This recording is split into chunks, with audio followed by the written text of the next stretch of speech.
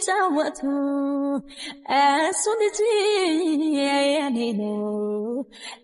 እኛ የሴት ልጅ ጥቃት ይቁም ብለን እናብዳለን ከዚህ ጋሼ ጫካ ለጫንካ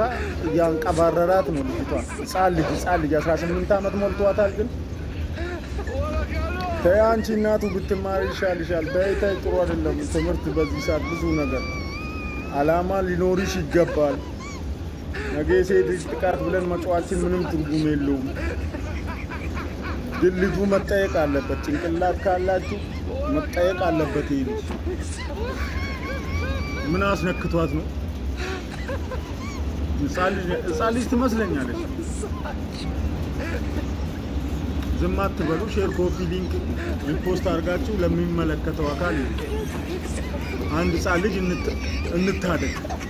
ጥቃት ይሄ ነው